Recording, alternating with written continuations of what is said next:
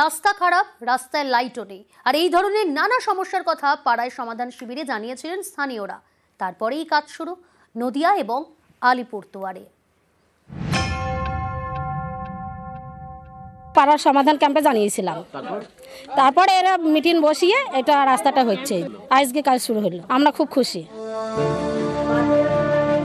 আমাদের পাড়া আমাদের সমাধান রাজ্য সরকারের প্রকল্প। পাড়ায় পাড়ায় শিবির।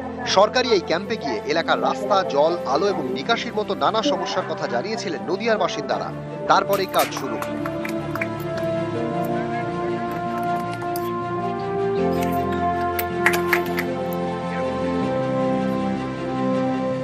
যাদের মতামতকে গুরুত্ব দিয়ে আমরা কাজগুলো করতে পেরেছি। এই গ্রামের মানুষ ছোট ছোট যে সমস্যাগুলো আছে সেই সমস্যাগুলো তুলে ধরে তাদের দেয়ার প্রকল্পগুলোই আজকে আমরা ফাইনালি বাস্তবায়িত করতে চলেছি। নদিয়া জেলায় মোট বুথ 4686। সব বুথে আমাদের পাড়া আমাদের সমাধান প্রকল্পের ক্যাম্প বসে। অভিযোগ জমা পড়ে ভুরি ভুরি। সমস্যার সমাধানে 17 অক্টোবর থেকে একাধিক বুথে কাজ শুরু হয়ে গিয়েছে। রাস্তা সারানো, রাস্তায় আলো বসানো হচ্ছে। মোট 1427টি প্রকল্পের কাজ চলছে বলে জেলা প্রশাসনের দাবি। প্রায় 1014 মতন আমরা একসাথে স্টার্ট করছি। এইগুলি মানে আরও সব টেন্ডার প্রসেসগুলি স্টার্ট চলছে, তো এইগুলি আশা করছি আমরা জানুয়ারির মধ্যে সব করে দেবো।